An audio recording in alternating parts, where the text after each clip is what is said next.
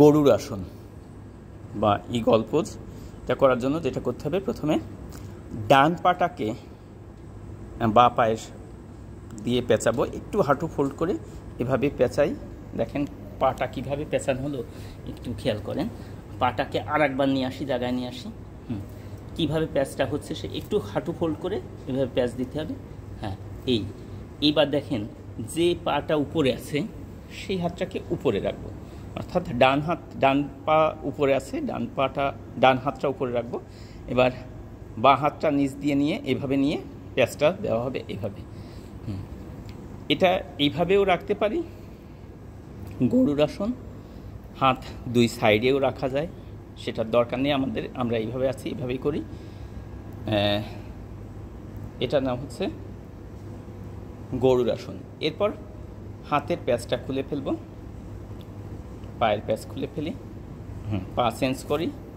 এবার বাঁ পা দিয়ে প্যাচ দেব এভাবে। এবার হাত,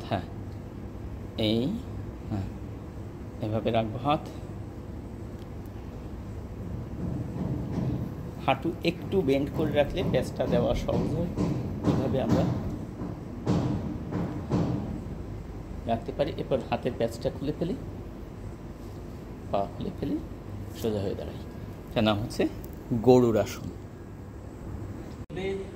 সোজা অবস্থায়, দাঁড়ানো অবস্থায় দুই হাত কোমরে নিয়ে আসবো। আমরা করছি এখন হচ্ছে নটরাজাসন। জন্য আমরা এটা বিভিন্ন উপায়ে করা যায়, একটা পদ্ধতি আমরা দেখেন। এইভাবে সামনের দিকে আমরা একটু ঝুঁকে বডিটাকে ভূমির সমান্তরাল করবো। ভূমির সমান্তরাল করার পর এইভাবে আমরা ডান পাটা ফোল্ড করবো এবং হাত দিয়ে পা ধরবো এবং সামনের হাতটাকে বাঁ হাতটাকে সামনের দিকে লম্বা করবো এবং পেছন থেকে এইভাবে তুলে দেবো। প্রেশার দেবো, পাটাকে পেছন দিকে নিয়ে যাওয়ার চেষ্টা করবো। এবার প্রেশার দেবো, তাকাবো সামনের দিকে।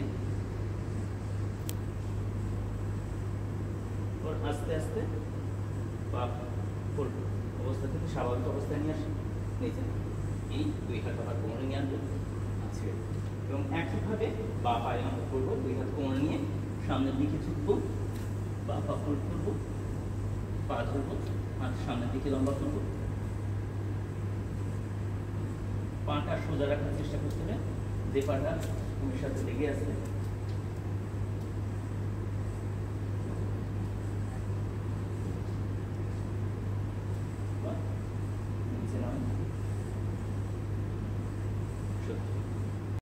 উৎকট আসন।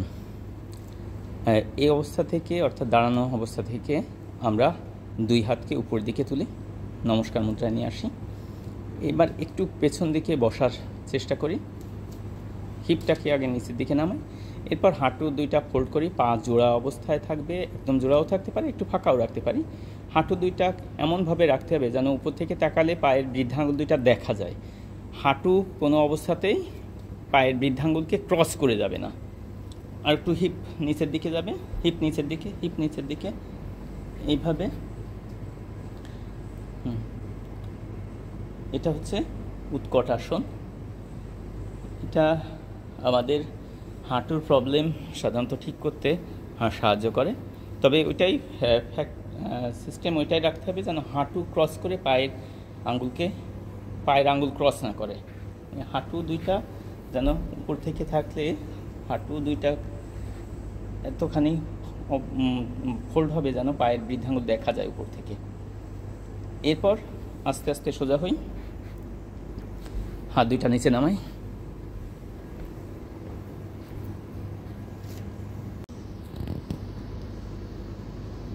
পার্শ্বকোণাসন। হাত আর পা দুইটাকে ফাঁকা করে এভাবে। এরপর ডান পাটাকে 90 ডিগ্রি করি, ডান পায়ের পাতাকে 90 ডিগ্রি করি, ডান পাটাকে ফোল্ড করি, ডান হাতটাকে নিয়ে আসি। আর বা হাতটা সোজা, হাতের আঙুল টাচ করবে, হাত সামনের দিকে থাকবে, নিচেরটা। এভাবে।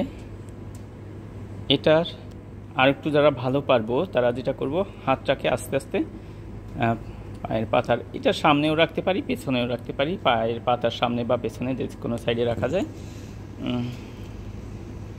পর সোজা হই আস্তে আস্তে। অপোজিটে আবার একইভাবে করব। হাতটাকে একদম টান টান করব।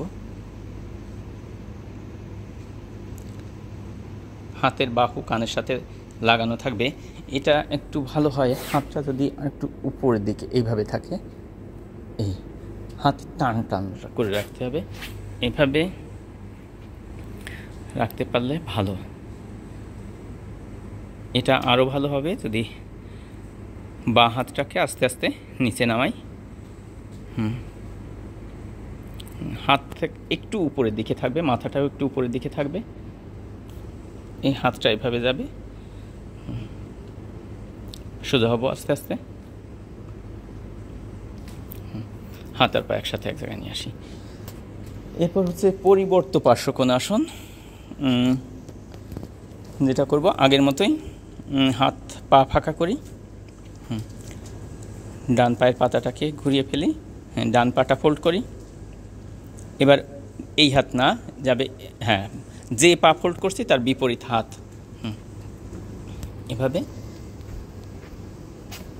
হ্যাঁ, এভাবে হাত থাকবে বুকের কাছে নমস্কার মুদ্রায়।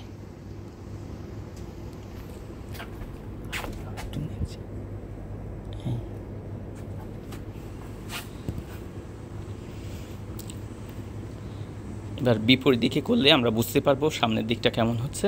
সোজা হই, পা চেঞ্জ করি।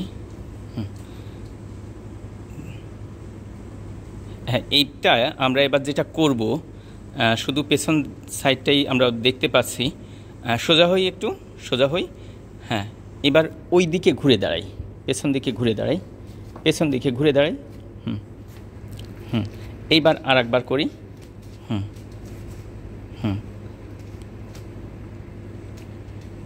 সামনের পাটা আগে ফোল্ড করে নিতে হবে বেশি করে। হ্যাঁ, পেছনের পাটা একটু বেশি ফাঁকা। হ্যাঁ, এই অবস্থাটা হবে। সোজা হই, অপোজিটে যাই।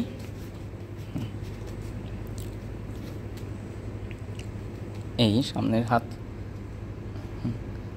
এটা যেটা করতে হবে, ঘাড়টা বেশি নিচে হচ্ছে, ঘাড়টা আরও একটু উপরের দিকে তুলতে হবে।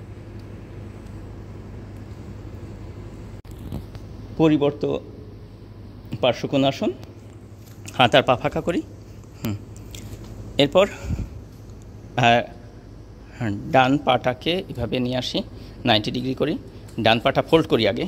হ্যাঁ, ডান পাটা ফোল্ড করে বাঁ হাতটাকে ডান পায়ের পেছন দিক দিয়ে নিয়ে আসি। হ্যাঁ হ্যাঁ, মাথাটা একটু উপর দিকে থাকবে, হাতের তালু দুইটা জোড়া থাকবে। হ্যাঁ হ্যাঁ হ্যাঁ, আর একটু উপরের দিকে তুলবো মাথা। হ্যাঁ, আর একটু উপরে, পেছন দিকে চলে যাচ্ছে বেশি, মাথা উপর দিকে উঠবে, পেছন দিকে না। হ্যাঁ হ্যাঁ হ্যাঁ, এই, হ্যাঁ, এইভাবে উপর দিকে উঠবে। হাত দুইটা, হাতের পরে প্রেশারটা দিয়ে মাথাটা উপর দিকে তুলতে হবে। এইভাবে দিলে কিন্তু প্রেশারটা অনেক বেশি পড়ে, নর্মালি করলে প্রেশারটা আসে না। সোজা হই আবার। এবার অপোজিটে যাই। পা 90 ডিগ্রি, সামনেরটা পেছনটার সাথে হাতের কোনোই নিয়ে আসবো।